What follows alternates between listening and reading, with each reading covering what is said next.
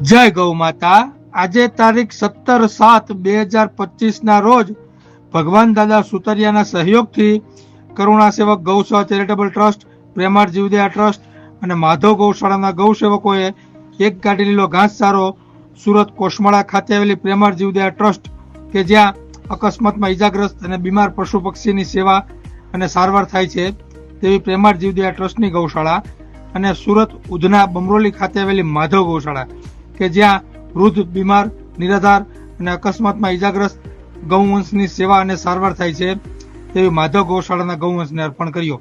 જય ગૌ માતા, જય ગોપાલ।